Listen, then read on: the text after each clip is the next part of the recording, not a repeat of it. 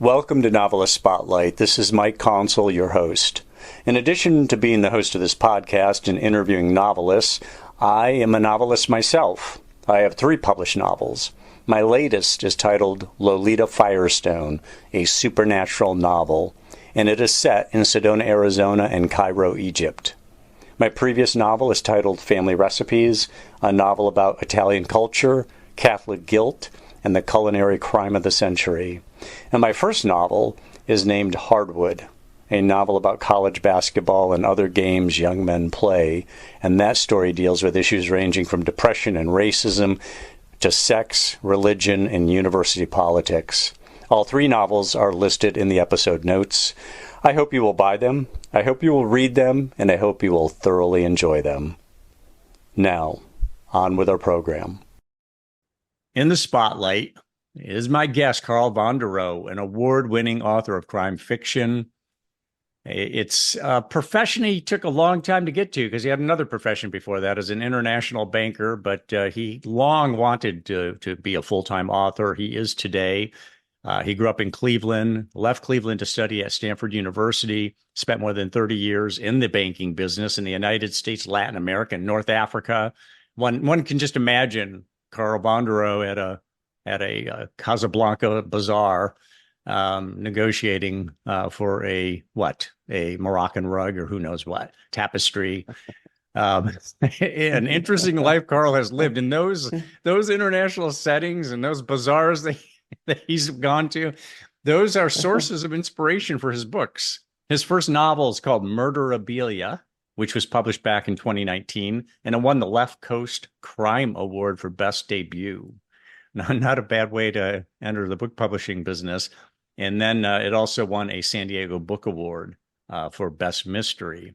And then his second novel, which came out in August 2023, this most recent August, is titled Saving Myles. Myles is spelled not the conventional way, but M-Y-L-E-S.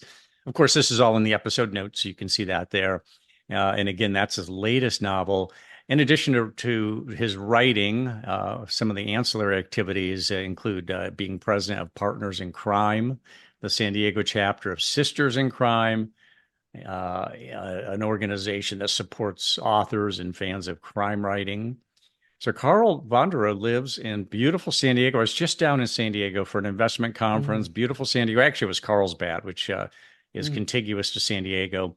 And they have 2 grown sons. He lives in San Diego with his wife, 2 grown sons, none of them in the basement, no failure to launch there. Carl taught his sons properly.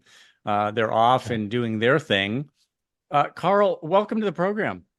Thank you. Thank you. Thanks for inviting me. I appreciate you taking the time.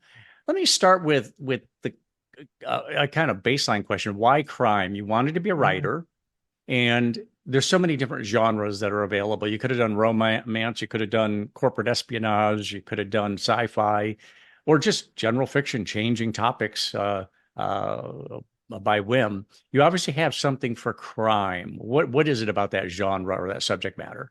I don't know. Some people think it's because I was a banker for so long, but So, I was going to ask you, did you see a lot of crime? Did you witness a lot of financial crime during your years as an international banker? no, a few things that were really interesting, but no, not much really.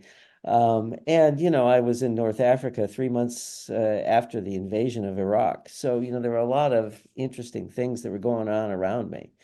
And when you go to Latin America, there's always have fear of crime on the streets.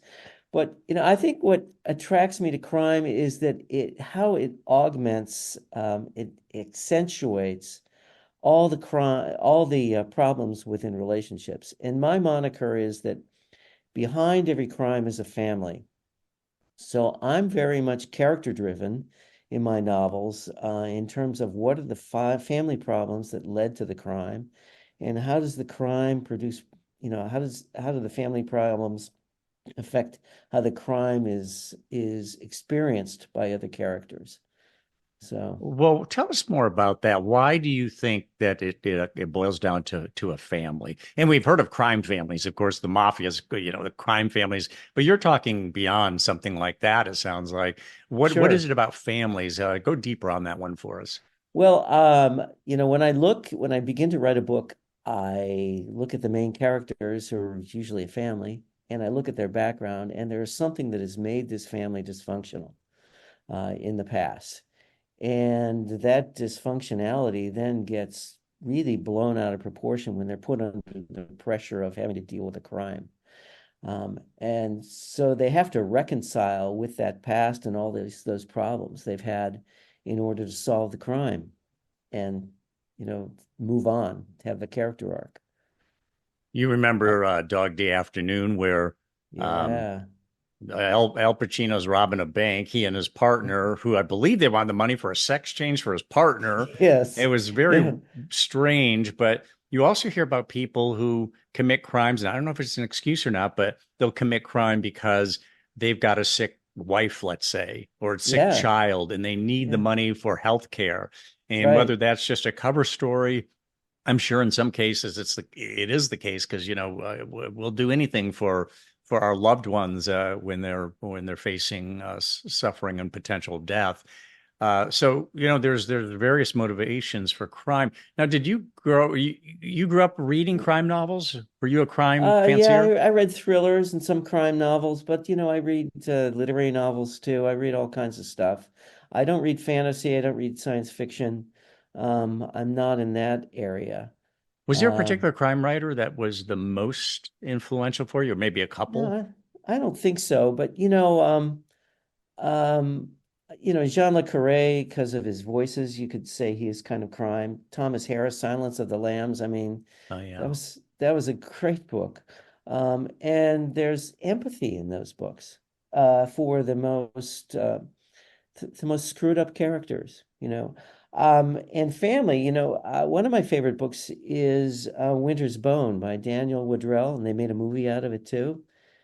And there you've got a young girl who is on a hero's journey. She's, I think, 15 or 16 years old. Her father is a meth dealer, and he's been arrested. To get his bond, he's had to pledge everything they own, and then he disappears. Her mother is psychologically broken. She's got two young brothers who depend on her like she's their mother. And so you see how she is motivated really to get involved with crime because she has to save her family.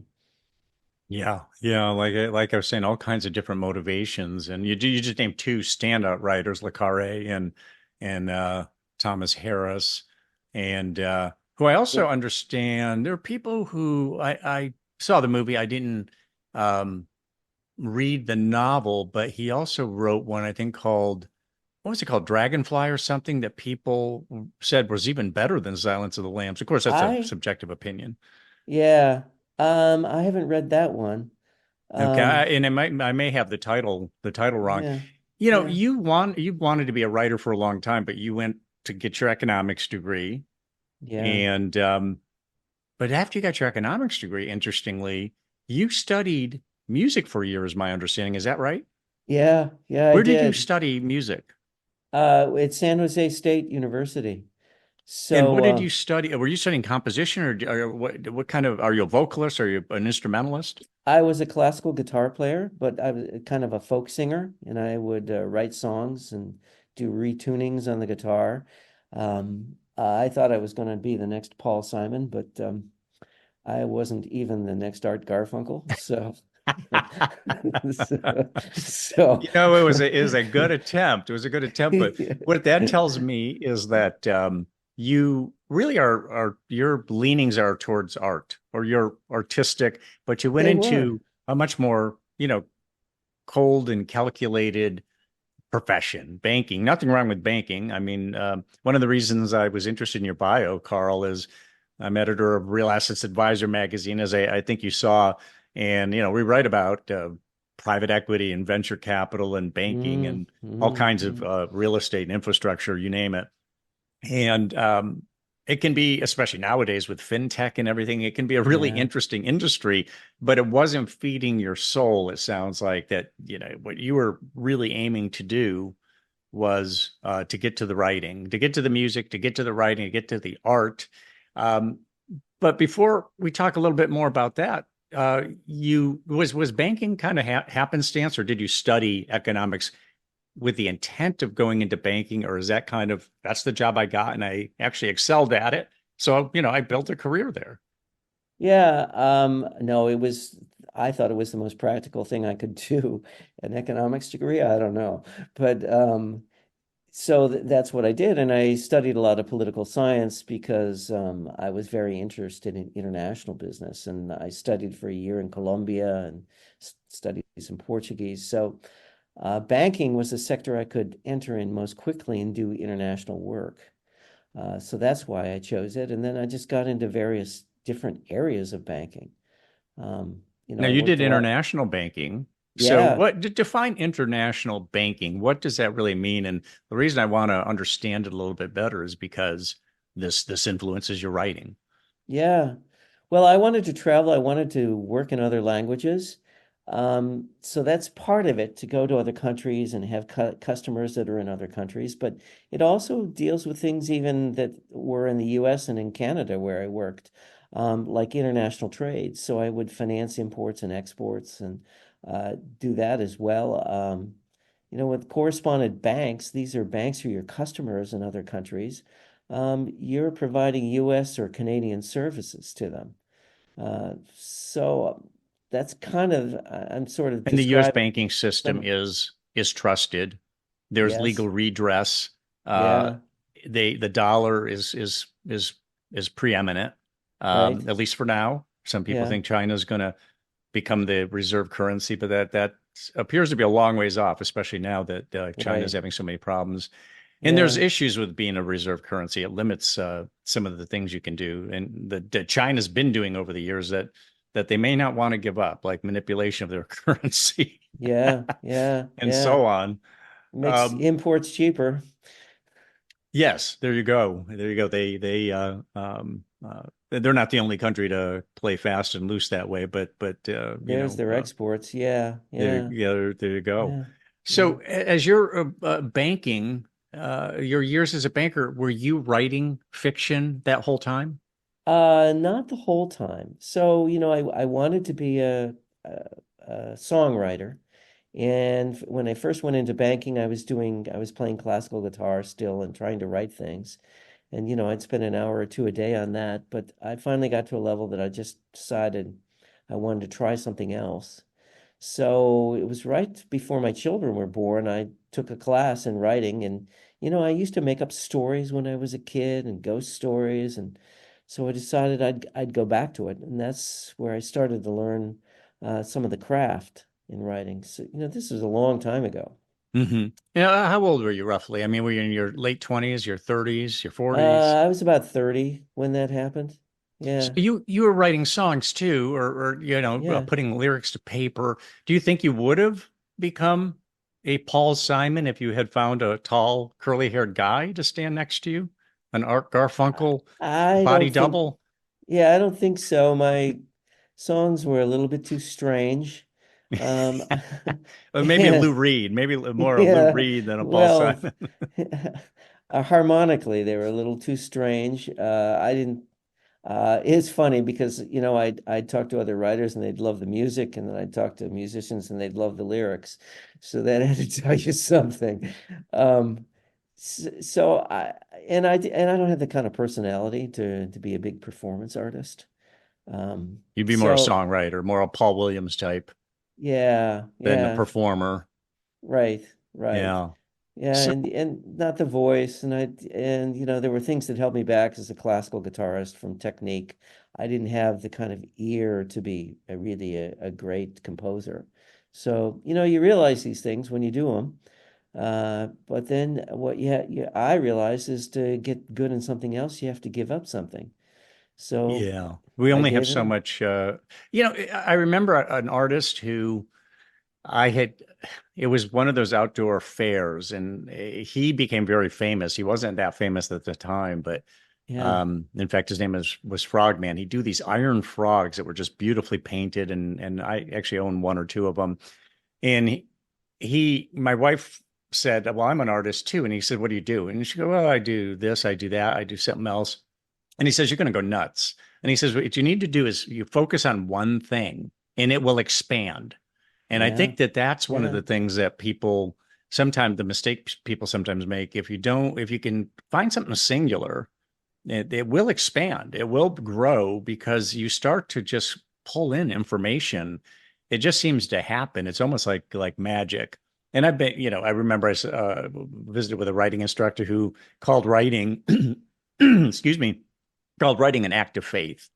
Writing's Mm. hard. You sit down and you start to Yeah. write, and it's a mess, and you have to continue to chisel away at it. And the magic happens if you're willing to stick with it. So you go to this writing class. Tell us about what did you learn in that writing class? I mean, did that get you off to a start? It did. It did. And I was far from the star of the class. But it taught me a few things like voice. It taught me how to use my own past and background. I was raised a Christian Scientist, the religion that thinks you can heal illness. So it taught me how to use some of that background. One of the first things, it was with Molly Ramanujan in Chicago. One of the first things she taught us was the use of objects, which is kind of amazing at the beginning introductory level class that, objects can have a positive emotion to them, attached to them, a negative emotion attached to them, but the best objects that you use in writing have both of them attached to it. And so, as I write, I try to find objects that will evoke the character. So I learned some of those things. And I learned that, I just had to keep writing because the most important the most important skill I have is tenacity. Tenacity, yeah, that's certainly needed in fiction writing for sure. Probably any kind of writing, but fiction writing for sure. Tell us more Yeah. about voice. He talked to you about voice. Do you have a voice, I'm Carl, not, in terms of, like, for instance, readers of your first and second novel? Now you're no doubt working on your third one. If they yeah, were to open it without seeing the author's name and start reading, would they sense that this is Carl Vonderau's voice? I'm not sure they would. My first novel was in first person. There was somewhat of a voice there. I wouldn't call it you know, uh, a one of a kind voice. But there was definitely a voice there. And the second novel has been in third person, where you do have a voice as well. Hmm. Um, but the voice was more in terms of who those characters were. And then my third novel I'm doing in third person, but it's all within the perspective of close third person. Um, So, what I did she say about voice? What did she teach the class about voice? boy, it's been so long ago I can't remember. But she, it's the your particular way of phrasing things, your particular background that you bring to the story, your particular insights and opinions about things. I think that's all of the voice. And we'd read things out loud, and you could hear the voice right away in some people, just because that's where they came from. So there was something distinctive about Yeah, the voice, and it would have to do, like, for instance, Southern writers tend to sound different than somebody who grew up yeah, in Minneapolis or what have you. yeah. That's Well, interesting. I can't sound like a black writer, an African American writer. I just Right, can't. right. I can maybe sound like a Latin American writer by the way they use their English. But still, And you're Spanish speaking, right? You speak Spanish and some Portuguese. yeah, I've done business in Spanish and French and some in Portuguese. My Portuguese is the worst of the three. Not too But much Brazilian banking.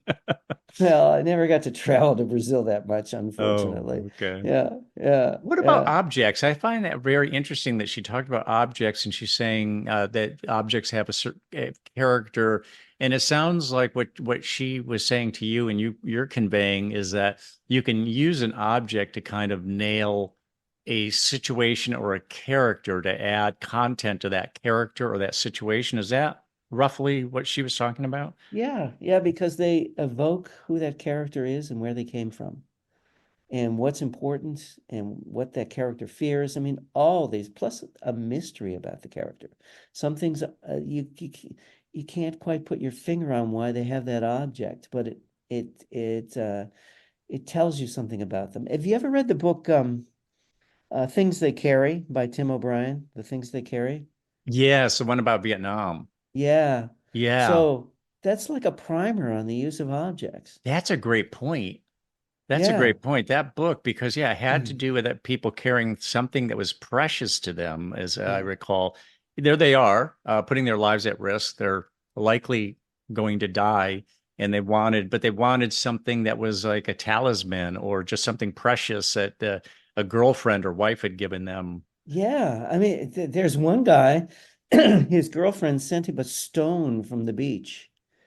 And, he carries the stone and it symbolizes the beach and who they were. And maybe it's a separation of the shore and the beach that his girlfriend is feeling about him. And then there's one point where he's marching and he puts the stone in his mouth. I mean, it's just, you go, wow. Yeah, yeah, that was an amazing book. I'm glad you brought that up. I read it, God, probably 5, 6 years ago, and now I've got a little distance from it. But that's great that you bring that back up. It was a great idea, and I believe it was a decorated book. I'm not sure if it won a Pulitzer or what, but I think it was certainly well regarded and is repeated to this day as one of the great books of Vietnam and just great novels. Yeah. Um, so here you are at the bank. You want to Yeah. write fiction. You take a writing class. How far along were you when you just started writing fiction in earnest? You didn't retire from banking before you started No, writing. You no. wrote during your career. Talk a little bit about when you really got started with it. Well, first of all, I didn't tell anyone at the bank that I was secretly a writer because I didn't think it would reflect well for my career because they wanted people that were totally dedicated to what they were Exactly. doing in banking. So Carl's when getting I distracted, they would say. He's getting distracted. I'm not sure he's the guy for this assignment. Maybe he doesn't get the promotion. Yeah, I remember I mean, I worked at the Northern Trust and one guy said, "Oh, you studied guitar for a year? What were you, a rock star at the night?" I mean, that was a pretty that was a pretty dumb thing to do. I thought, okay, well, we won't talk about that. And then I interviewed with a bank here in San Diego, and he said, "Well, what do you like to do?" Well, I kind of edge up to it. And I say, "Well, I like to read books at night." And he thought I was a tree hugger because I like to read books at night, and fiction books. And so I It's kept amazing that. the impressions people get, these false impressions about, they're maybe they want somebody who's one dimensional, but I never think that you're as effective as a one dimensional person than a multidimensional person because you always No, draw, you extrapolate from. I mean, the creativity that you use in writing, I'm sure you used in your work and negotiating and the way sure. just the emotional intelligence that you displayed when working with people. Sure. I mean, and there are these wonderful characters that you meet in banking and you use them in your books. And there's this idea of thinking not linearly, but horizontally that you have to do in writing that, that helps you think of new solutions to things in your banking. And you're a better writer when you write letters to clients or you write credit write-ups because of all that training. So, I never told people that, but I think some of them suspected it. But hey, when you're in the closet, it's better that people suspect it rather than coming out and Right, declaring it, right. Have some deniability. Um, Yeah, so how old were you when you really started writing fiction? Were you in your 40s by that 30s. point? In your 30s. Okay. Yeah. So talk about the progression? You didn't start publishing books while you were a banker. It wasn't until later. So what was the progression like? How many false starts? And did you start off trying to write a novel right away, or did you just decide No. I'm going to play with some fiction, right? Just play with it, or maybe do some short stories? How did you handle it? I tried to do some short stories and scenes, and I drew a lot from, growing up as a Christian Scientist, and uh, tried to do that, never published anything. Then I decided, maybe the way I can mix all this together is crime writing. So I started writing a crime novel while we were still living in Chicago with my two very young sons. And then I continued that when we moved to Montreal. And it was just a matter of, any chance I got. If I had 15 minutes, I would write. If, sometimes I'd go out to lunch at the bank and I'd just write. Or if I had a half an hour between when I finished at the bank and when the bus came or, the subway came, I'd write. Just in any increment I could find because, I had a family and I had two young kids. So I had to balance all of that together. Hmm. And my job was 50, 60 hours a week. So, So along the way, you attend writers' conferences? Is that part of what you did? I think I really got much better when I moved to San Diego and there were writers' conferences and critique groups and feedback I could get here because I just didn't have it in Montreal. There's a fair amount of English spoken, but it's a French-speaking city, and I only knew a few writers and none of the resources that I could get in San Diego. So there I started to really learn more about writing. And then, I got this idea for Murderabilia. I wanted it to be, I wanted it to bring in Christian Science. I wanted it to bring in private banking, and I wanted it to bring in photography. So I thought, what would be a secret that a private banker for the very wealthy, which was what I was doing, wouldn't tell anyone? And that was, well, suppose his father was a serial killer, a very famous serial killer, and that the family had changed the name and moved, and nobody knew it. And then I thought, well, I was a Christian Scientist, and Christian Scientists believe that evil is a false concept, and if you don't give it any power, it will cease to exist. And I thought, wow, what a perfect religion for the wife of a serial killer. Mhm. So, so, so I put all of that in it. And then, he had to do something that made him distinctive. And suppose he, photographed his victims, but they were so well composed that he was famous, his father. And then how do you escape the stigma from all of that? So, these things just kind of, the And what that's when the if, name change came along. the But murder be, yeah, but right. then so the son was the very wealthy. You were basically a private banker for the son of the character was for the son of the murderer, who was in prison by that point, or was he dead? He was in prison, but the son hadn't seen him for over 30 years. And the son is a private bank for all these wealthy people, which there are a fair amount of in San Diego and in LA, as you know. Um, so um, so he keeps that secret, but the plot, the inciting incident is that suppose this private banker is accused of the same crime his father was, and everybody thinks he did it, and the father's the only one that can help him solve the crime. So That's novel number one. So novel number yeah, two, August 2023, Saving Myles is published. Give us the summary on Saving Myles without any without any spoilers. sure, sure. Well, and that went through an interesting kind of progression, but I'll talk about the premise first. It's two parents who have had a very difficult time raising their troubled teenage son. And it's been so difficult, they had to send him to a residential treatment center. When the son comes back, he seems to be totally changed. He's got a new outlook on life. He's getting straight A's at school. But, all the difficulties of raising this son have blown this marriage apart. And the two parents are living separately. Then the son sneaks off to Mexico, tries to do a drug deal, and gets kidnapped. The only way these parents can save their son a second time is to become involved in money laundering and to reconcile as a couple and as a family. The money is laundered through Through what? a bank, Through through a a bank. bank. Okay. they're not buying real estate and making it look legit. They're just going through it, like Russian oligarchs did with Deutsche Bank.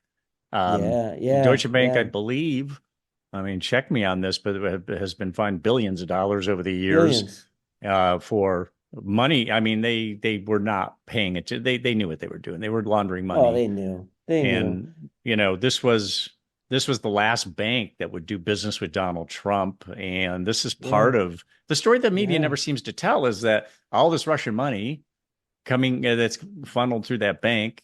And then you've got it's the last bank that would work with Donald Trump. And then the Russian oligarchs were buying a bunch of apartments and condominiums from the Trump organization. yep, yep. So there was a major connection there. So, and I don't belong to the Republican or Democratic Party. Let me just say that I never have Okay. belonged, never will belong. Yeah, So I yeah, don't want to make it political, yeah, but these kind of connections, this is all very interesting in real life and in fiction. And your fiction is um, not tied to the Trump organization anyway, but the idea is that you write fiction that's based on real reality, things that really have or could happen. yeah. So I don't really believe there's any, short of fantasy. It's probably nothing like that's actually fiction. It's always grounded in some kind of reality. One of the interesting things that I heard you say, Carl, when I was doing some background research on you, um, is that your first, well, actually, I'm getting a little ahead of myself. You hired a developmental editor, is my understanding. Is that Yes, right? yes. Why did you hire an editor? What state was your writing in at that time that you thought I need some help with this? So I had a draft of Murderabilia at that point, but I wasn't sure it really worked. And I hadn't I had excellent scenes, but how about the overall architecture of the book? So I went to a writers' conference and we, did these presentations and I gave the premise of my book and everybody loved the premise. And a woman then said, I asked her, it was Jacqueline Michard who wrote Deep End of the Ocean. And I asked her, do you know someone I could use as a developmental editor? Someone could help me to make sure the book works? She said, yeah, I think I do. Me. So, wow. I thought, first Oprah selection was her book, and what had happened is she lost all her money in a financial scam. And so she was doing editing to make ends meet. And so she was Wow. taking on writers like me, beginning writers. So I learned a lot from her. And that got that book published. And even now, my third book, I submitted it to a developmental editor because I just want to make sure, it works from a big picture standpoint. Well, this What, was a home run then, huh? I mean, yeah. what kind of evolution did the book go through with your developmental editor? How Oh, much did it change? it was an odyssey. It changed somewhat. She helped me bring in backstory more for it. She helped me from some of the stylistic elements. She helped me with the ending. I worked with her for 2 years, and then she recommended me to her agent, and the agent, he kind of held on to it for a year. He'd give me feedback on revisions every 3 months, his young reviewers. And then he decided, maybe I'm not the agent for you. So then I had to go out and find another agent, which I did, and Why did she say I'm not the agent for you? She tried, it couldn't get it sold, and just decided I gave it my best. Maybe never somebody else has sub a source. never submitted it. He thought that the voice wasn't strong enough, and he thought, I don't know, I guess he just thought, well, here's the thing. He had a very good book at the time, it was also about the child of a serial killer called The Marsh King's Daughter. So I'm sure he was comparing it to that. Hmm. And so, he just didn't think it was the kind of book he could represent. So, there were things I had to learn. I did more revisions on the book and fixed a few things. And so it eventually, with my other agent, got sold and won some prizes. So, So you ended up finding another agent, and that Yeah, agent is the same agent you're with to this day. Is that right? I am, and I got her through a one sentence pitch. What was the sentence? Yeah, well, let me tell you the background first. Sure. So I thought, one of the hardest things authors have to do, and they can't do, is to um, boil down their book to a single paragraph and then a single elevator sentence. But that's what agents and publishers need because they got to be able to represent this book to booksellers very quickly. And so I went to a conference called the Algonquian Writers Conference in New York to learn how to do that. Spent 3 days in New York, and I thought, wow, this was a lot of money to learn how to do that. But okay. And then I went to a writers conference in San Francisco, and we're in one of these networking sessions, and you've probably been to writers conferences, but there'll be editors there, there'll be agents there, and all these wannabe writers like me. And we're all just hoping that somebody will ask us about our book, please. Mhm. So, you kind of sidle up to people and hope they'll ask you a question. And this editor and this agent were talking, gossiping about the industry. And then this agent turns to me and she says, okay, describe your book in one sentence. And I had it. So the sentence was a, a banker for the very wealthy has his life torn apart when he's accused of being a serial killer like his father. So, the last thing made them all go, ooh, and there's that's like a trophy for a writer, right? Yeah. Oh, You'll absolutely. you'll remember that forever. It's so difficult to get somebody's attention with a book or a pitch because there's Yeah, just so many people out there.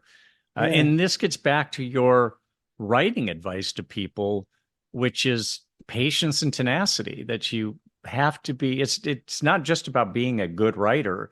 You can be a great writer, but if you don't have the stick-to-itiveness, then you're not going to end up published unless you just do right. it yourself, which a lot Yeah, of people do, which is a why the lot of market people is so do. flooded with books and has made it harder to get attention.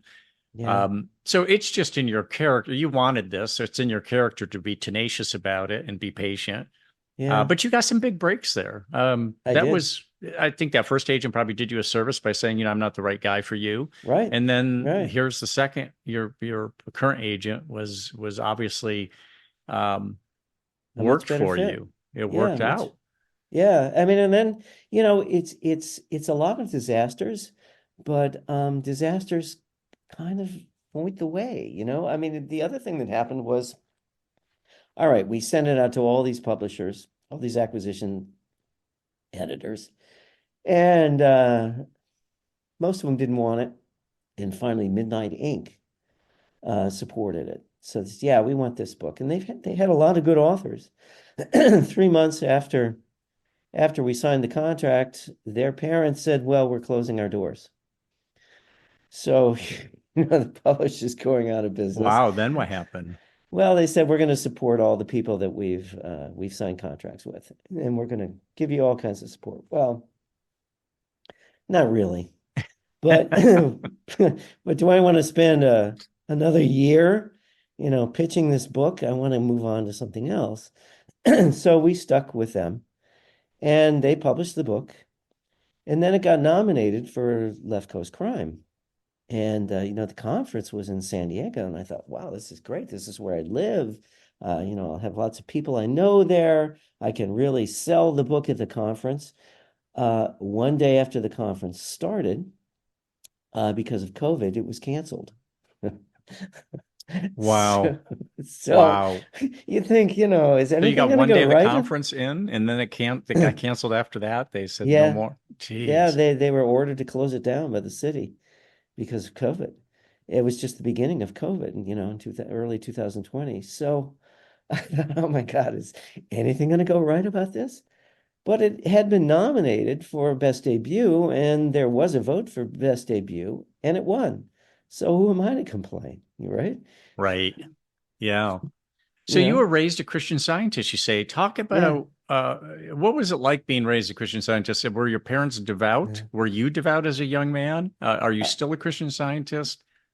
no, but it's a contradiction because, if God is perfect and all you have to do is reflect God and you will be perfect and that will sort of heal all illness and all psychological issues you have. And that's one thing. But doing it day to day, you get sick. Does that mean you don't go to a doctor? Well, my parents weren't like that. They said you get sick, you go to a doctor. But Carl, here's something. I know you're only 6 years old, but when you go to Sunday school, don't tell anyone that you went to a doctor. Oh, yeah. They So, wanted to you keep got that private. Yeah. keep it private. And my aunt, who was a devout Christian Scientist, my great aunt actually, just one day she disappeared. And her husband came over and told my parents that I was about 8 or 9 at this point, that she was ill and she was going to heal it herself and she wanted to stay in her condo so that she could keep her thoughts pure and purely reflect God and not have anything polluted with, other thoughts from other people. So we weren't even allowed to see her. And she Mm, died by herself with her husband in that condo, probably from cancer, probably a great pain, you know. wow. So these kinds of contradictions. And yet, you know, um, there's something to be said for seeing people as it's the problem when you hate somebody is not that person, it's the way you perceive them. There's something very empowering about that. Hmm. And also, it was a religion founded by a woman in the late 1800s, and when did that happen? And my father said, okay, so you're in the early 1900s, you get sick. Are you better to try and heal yourself or go to a hospital? So, something to be said about that because hospitals were just, petri dishes. Right. Right. And there are people today that, you know, who use healthcare, but when they come down with a deadly illness, they sometimes just say that's Yeah. nature's going to take its course. I'm not going to go through the paces of chemo or radiation or whatever it might be. It's kind of God's will. I'm going to die eventually anyway, and let nature take its course. So yeah, I mean, there are people who kind of think that are not Christian Scientists who kind of think along the lines of sometimes nature has spoken and you just let it go. Yeah. Although the idea with Christian Scientists is that that kind of faith in God will heal you is part of But it's it. up to you to reflect it correctly and get Yeah. all the false conceptions about evil out of your mind. So there's a personal responsibility to it and a personal guilt because it's your own damn fault if you're Yeah, sick. that's the negative side is that you blame the sick person for being sick. Yeah. I mean, that can happen, and it does outside of Christian scientists as well, Christian Science. It comes. I mean, there are people who, it's kind of like you're not a positive enough thinker. You're not living the right life. You eat a bad diet. It's your fault. You're sick. Yeah. Pretty sad. Yeah. Um, Well, and here the two famous people that were Christian Scientists were Haldeman and Ehrlichman in the Nixon well, administration. I didn't even know that. Yeah, yeah. I went to school. Ehrlichman's two sons were at Stanford at the same time I was. And one was a freshman with me, and his father was just hated by all the other students, and he had to live through that, you know. Um, Wow. Yeah, there you go. That's almost serial dad's a serial killer. yeah, Not that yeah, Ehrlichman or Haldeman were, but dad's a yeah, serial killer and I'm getting tarred with it. Dad is a Watergate, one of the Watergate crew. Here I am being hated because of him. yeah. Um, And here are all the evil things they did, and how did they rationalize that as Christian Scientists? exactly. And those kinds of contradictions really interest me as a novel writer. Yeah. Well, and that's yeah, absolutely. That's what really gives a story its force in many cases. Now that you're a full-time writer, Carl, what is your writing regimen like? Are you a morning writer or an evening writer? Are you still chiseling out 15-minute increments, 15 times a day?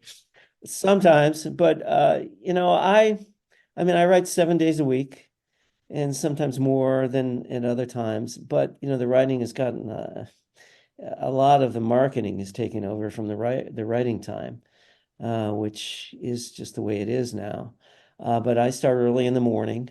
I'm usually at my desk or at a coffee house by about 7:30 or 7:15, and then I'll work and I'll take breaks, come home for lunch, work in the afternoon. Then I stop at 6 or 7 and spend the evening with my wife. I work out three times a week, so I'll do that at night as well, for the most part. So that's the kind of regimen. Am So I you like writing? coffee? You eat right at home, or you might go to a coffee house because you want some Yeah, activity around you and a little bit I of. do. And lack of distraction. I don't Uh, want to be able to turn on the TV um, to MSNBC or CNN. You know, you and get hear sucked about into it. tragedy. Oh Yeah. yeah, yeah. So do you write on paper? Do you write with a Mm. laptop? What do you do? That's a good question. I found that when I do the first draft, usually of scenes, I write on paper because I find it more freeing. And I'm writing as fast as I can. And when you're really caught up in the writing process, you can't keep up with the story. You're writing so fast. Hmm. So that knocks the editor out of me. And there'll be gaps, that I'll have to fill in later. And sometimes it'll only be dialogue, but so what? I need a point of view. Lots of things I need to fill in, but I just get it down as fast as I can. Then when I'm 4, 5, 6, 7, 8 pages, I'll realize, well, I've got a scene here, and there's something, there's a relief that that it works, right? And I let my mind go where the scene goes. I kind of have an idea what the conflict is, maybe the ending, but sometimes the ending of the scene changes as we go through. And so that's kind of a first dab at the creative process. Then I try to type it into my computer within 24 hours, fill in some of the gaps. And that's the way I do the first draft on scenes. I do have an outline, but and in Murderabilia was very detailed. I had a 60-page outline. And Saving Myles not so is detailed, but I have an idea of what the scenes are, what the characters are, where the scenes will fit in, and I do that. But then it changes. Why less detailed with Saving Miles? Is it because you were more experienced and you felt like you had a little more command? That was part of it. And plus, I just hate outlining. Yeah, So, I understand. yeah. So, and you have to figure out the backstory and what are the motivations of the characters, what are their fears and what are their values and what do they want to accomplish in life? What's the third rail going on underneath them? And how does it relate to the premise? And you got to do kind of all that hard work before you start to write. And then, of course, it changes as you write. And the ending, I always have an idea for the ending, and it always changes. So, Now, when you come up with an idea for a novel, a premise, yeah. do you do you just start writing, hacking away at that to figure out whether it's got momentum? Have you come up with ideas where you started working on the novel and then decided, this doesn't feel right, or I don't feel any sense of momentum or cohesiveness, and you drop it and come up with a different idea? Or have you been able to see your concept through to finish in each of these cases? I have given up on a few things. I usually come up with a premise and some idea of the outline, then I'll start writing. And for instance, I tried to do a sequel to Murderabilia. I must have written 15, 20,000 words, and just didn't work. So, okay, I set it When you say didn't aside. work, though, explain, did you lose interest in it? Did you not feel a lot of energy for it, or was the writing flat? What made you say this isn't working? I thought it wasn't developing enough new ground. And I was a little bored with the characters. I thought that it was a little bit unbelievable, and I wanted to explore something different. I wanted different conflicts. Um, and I didn't want to just continue with the same characters. So Understandable. So you would not be the kind of crime writer who has the same characters throughout um, like Robert Marlowe or Spencer or something like that. You want new no, characters because you don't want to just keep rehashing the character. yeah, I mean, I'm not a young man, so you got to grab these opportunities while you still can, and grab new, uh, not only new characters but new ideas, right? Hmm. So, I'm in Murderabilia. I had to learn all about photography. So that was interesting. In Saving Miles, I had to learn all about money laundering. So that was interesting. And one of the bankers there, at one point I called him the Jungian banker. Then I decided, no, you got to have dreams, and I'm not going to have dreams in this novel. But he's kind of a new age philosophy guy. So I learned all about alchemy, which is a perfect metaphor for money laundering, Yeah. and how that philosophy related to this man's philosophy. So, that if I'd written a series, would I have been able to do that? I don't think so. Maybe not. Yeah. Yeah. Yeah, So novel number three, do you have a title for it yet? I And are you do. sharing it? No, I'll share it as it is right now. It's still in the banking industry. It's called Past Due so far. Dreaded words for anybody past due. And then tell us, can you tell us a little bit about it, or are you keeping that close I'll to the tell you a vest? little bit, but I mean, some of the stylistic things I tried to do, I'm going to keep to myself because I Hmm. think they're kind of interesting.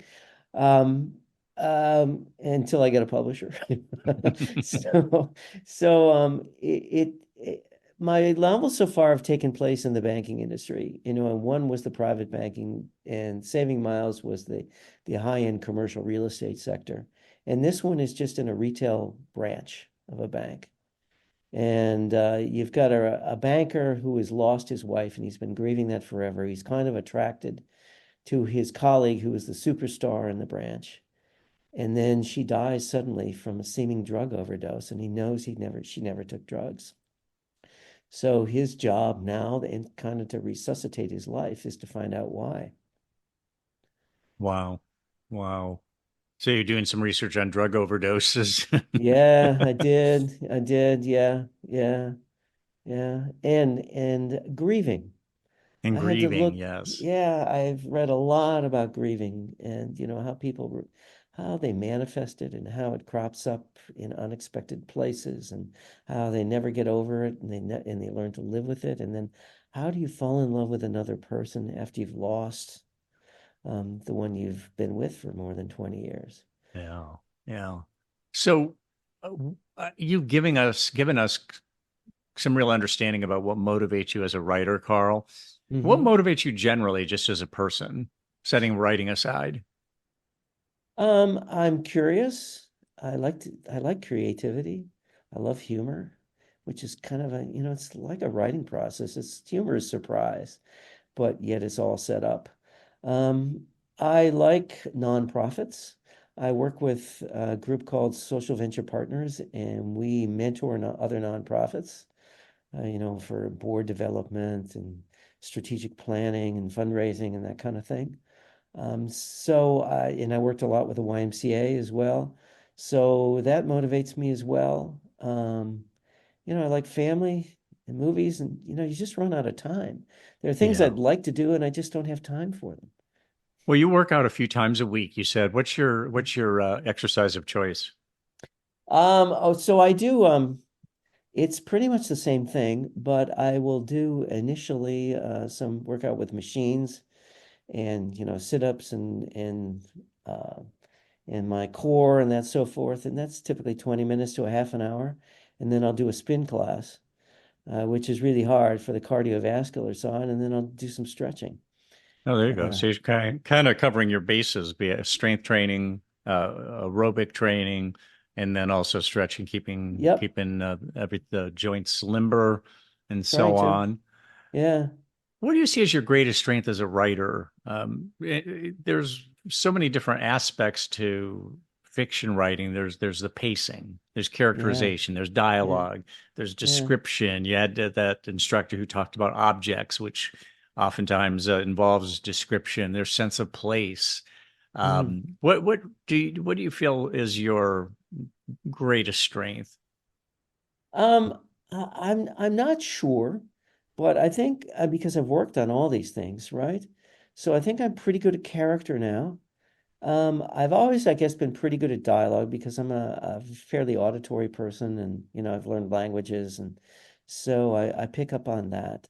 I'm not overly visual. It's funny because my mother and my sister were both watercolor painters, but I got a different part of the brain. So I worked very hard on that to bring that visual element in it and settings as well. I think I'm strong on settings because I will go to a place and I'll just try and absorb it in order to get that setting right. I think that's a really powerful aspect of writing because if you can get the setting right, the reader is in the environment, Yes.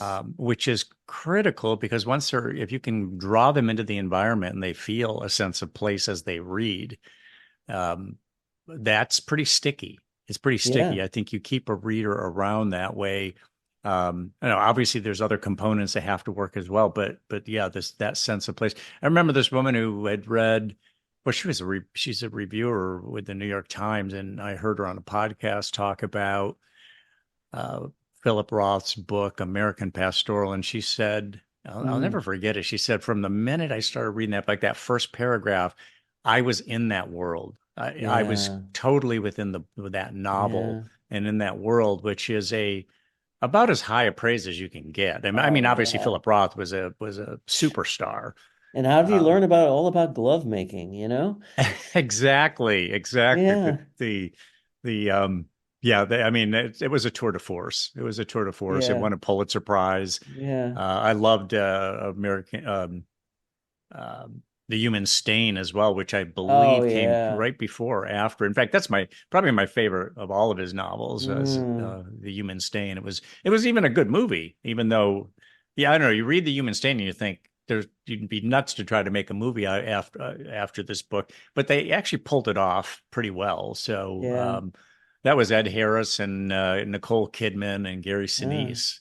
Well, they, Uh, they had some pretty good actors. yes, he did definitely drew some good actors in. Are there any rituals that you tie to your writing each day? Anything that you do to prepare, Carl, or is it more like just reporting to work? You grab I the hate to lunch say bucket. it. That's the banker in me. I report for duty. Well, that's what it takes, though, doesn't it? Yeah. To be successful, you have to treat it as a job. If you're just a dilettante, and if I Yeah. if I feel it, I write. If I don't, I don't. Well, that's Yeah. a formula for not getting a lot done in many Yeah. cases, unless the person's Yeah. always Can feeling can I go inspired. back to setting? Yeah, please. Because I think there's something really important about setting because it forces a character to act. And the way the character interprets the setting has to do with point of view, and it adds an emotional content to the setting. So if when you can get all those elements into a setting, it becomes an interacting character. Gotcha. I just took a note on that one. Um, I mean, you can say the house had windows on the front. It had a slate roof. It had a door in the front. It's like, so what? But you could say, his house was the ugliest and the most beautiful house he'd ever seen. Right there, you've got an emotion connected to the setting, and and the description follows, to illustrate that. yes, yes. Um, So just back, you don't observe, Rich. Do you ever use any stimulants or accelerant? I've gotten in the habit of asking Yeah, authors if they anything from hitting caffeine to smoking dope to doing breathing exercises to try to create an yeah. altered state of consciousness. Are there any crimes committed by Carl Vonderau in your crime writing? Actually, it's not a crime in California, but cannabis is legal. I just want to say that I was acquitted, okay? And you've changed your name so that to Yeah. protect the innocent. And Dad had his hobbies. So what? Tell us what a good day of writing is to you. I don't know if you do any targeting, if you do any targeting in terms of word count or page count, um, whether it's qualitative or quantitative. But Well, my method what's a is, good day of writing to you? yeah, my good day is a few pages, but and sometimes it's just getting through the book and revising, like what I'm doing now. It's changing all the time. I did NaNoWriMo for that's what is it, national? I don't The know. national. This is where you write a few thousand words a day. You're supposed to Yeah, write 40,000 in the course of 30 or 40,000 in the course of a month. 50. Yeah, 50,000. The yeah, idea being that you just get it written. Don't let the yeah, editor get in the way yeah, and be productive. And I think the idea, uh, you check me on this, Carl, but I think the yeah, idea is when you allow yourself to just write, you will find a level of productivity, but also a level of creativity. By getting out of your own way, the subconscious mind tends to kick into gear, and you can maybe do some of your best writing in those circumstances. yeah. I mean, that's the idea. Did you hit the target when you did that? Yeah, I did. I did, and it was for the book I'm working on now. It's 2 years later. Wow. But I hit 50,000, and a lot of it was bad writing, and a lot of the book got changed. But you got 50,000 words. And you can always throw So the verbiage. Yeah, that's the thing is yeah, you throw out any writer has to throw out a lot of copy. I yeah, mean, I sometimes wonder what percentage of copy actually makes the cut. Um, yeah, you know, yeah, there's a lot of writers who I think would say, 90% of what I write, because I give myself the freedom to cut loose, I throw it away. But that yeah. 10% shines because I allow myself to cut loose. Yeah, yeah, right, right. Well, and the interesting thing about my first writing coach in Chicago, she said, "Okay, I want you to write about this, and you got 10 minutes, and that's it." And she had a timer. It forced you to do the same thing. Just get out of your way and write, see what you have. So NaNoWriMo did that for me. First time I've done it, I didn't do it, I haven't done it since. But will I do it the next book? I don't know. It's in November. I want to start before then, but I might do something before then. So So 50,000, how many is it a month? Is yeah, not it's a month, okay. That's right, because it's November. called National, it's a writing month. I forget what the acronym or the shorthand stands for, but yeah, 50,000 words in a month. Um, so I have to ask you this question, Carl, because you are a musician. Yeah. Um, if your style of writing were was represented by a musical or genre, Hmm. what would it be? Would it be Simon and Garfunkel, or would it be something different? I hadn't thought about that. It might be. So it might be folk music. Yeah, because it's commercial.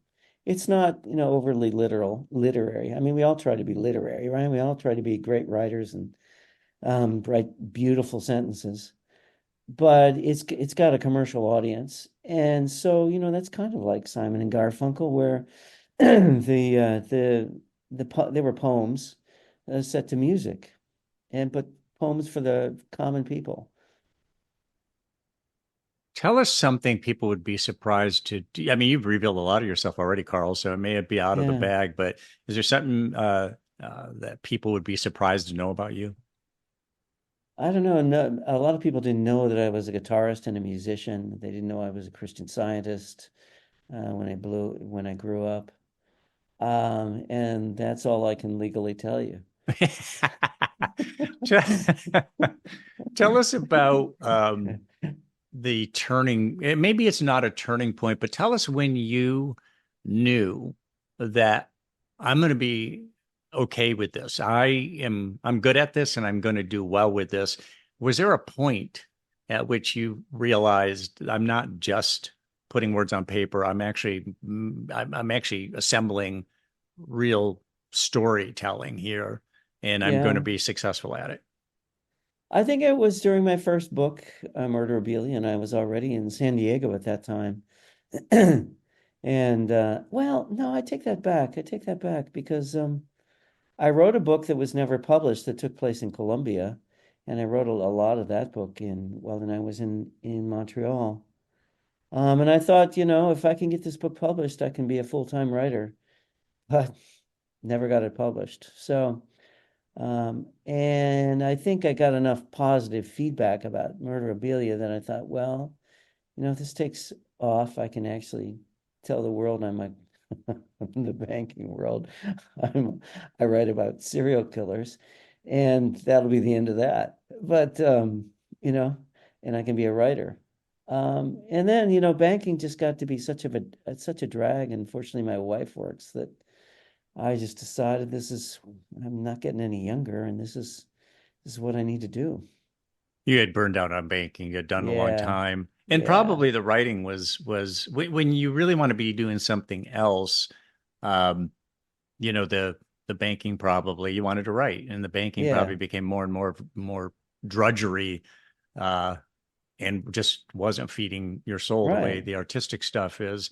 Let me ask you Well, about well, and the thing is, what you're searching for is something meaningful, that's meaningful to me. yes, yes. And, the writing did that. And it's not always easy. It's a chore a lot of days.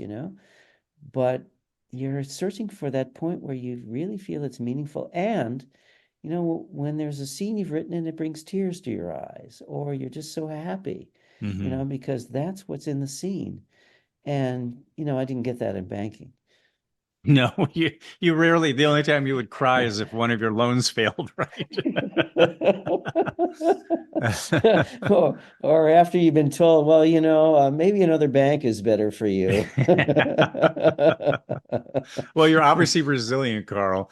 Yeah. Let me ask you about your viewing habits. Yeah. What are you streaming these days on Netflix or Amazon Prime or any of these, or Apple TV? Do you have Yeah. any series, the recent series or Yeah. current series that you've been Well, my focusing on? wife, my wife and I watch things together, and I can only watch really violent things after she goes to bed. So that limits my time, right? And Yes. but we watched, for instance, the morning show, which was Oh, that's uh great. that was great. I watch it with my wife. I have the same wife as you do, I guess, because I can't. Yeah. I have to watch the violent stuff when she's not watching. She can't handle that. But the morning show we love. That was great. Yeah, or hacks. Oh yeah, yeah. Oh, There's so so few people have hilarious. seen that. Oh, But you that got to first see season in that. particular, Gene Smart is brilliant in it, and the Yeah. writing's brilliant. Yeah. And then, from a more character, well, more of a literary flow is My Brilliant Friend, which is based on the Oh, Ferrante that's novels. yeah, yep. Elena Ferrante, Yeah. huge selling novels with her character set in Italy. Yeah. She Yeah. tried to remain anonymous for a long For time, a long and time. but she Is got she so not famous. anonymous now? No, it came out, and people were trying to track her down. That investigative reporting was done, and they found her. Um, Yeah. it just once you get that popular, people are gonna try to out you. Who is she really? And they did. She could still. Hopefully she it hasn't ruined her career, and she'll Yeah. continue to write good novels. Yeah. Um, Boy, but there's someone who really could get into the mind of a teenager, of a young The Mina woman. in yeah, and I remember I read one or two of her novels, but and I think it was My Brilliant Friend. Yeah. It's the one where they were by then they were older, adults, and they spent like a whole summer at a lake in Italy. And Yeah. each day was the thing about her, the reading at that point was pretty repetitive and boring, Oh, but it really? conveyed exactly what was happening. It's the repetitiveness of the day. Get up in the morning, they grab their towels, they go to Yeah. the lake, the shorefront of the lake. And that's the kind of thing that a lot of writers would just think, I can't I do this can't do because it's that. going to be too boring. Yeah. But it actually conveyed to the readers the real experience of, you're hanging out with these people. Yeah. You're at the lake, And this is what happens. You get into these habits, and even though it's a getaway and you have a lake there, it gets boring and it gets Yeah. repetitive, and that's real life. Yeah. Um, Well, Now, you there's know, argument to be made that you want to escape boredom, and when you read a right. novel, you don't want to be bored by it. But No, I'm Elena Ferrante pulled it off, obviously. Yeah, well, I don't have the courage to try that. But I don't either. yeah.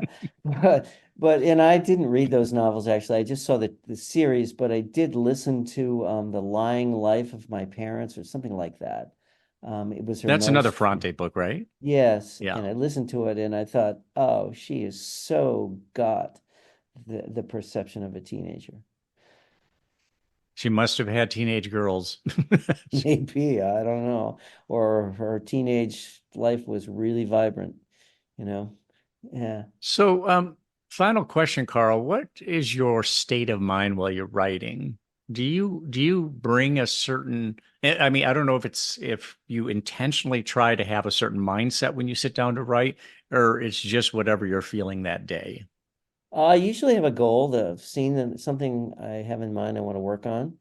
It could be a new scene, and I'll have, something maybe general in an outline. So if I'm doing a first scene, that's what I'll do. And then I got to get 5 pages. I got to get 5 pages. Or it could be in terms of revising something. Does this really work? Do the lines work? I'm constantly trying to eliminate words. Um, you know, where the You dialogue want lean, conveys. fast writing, right?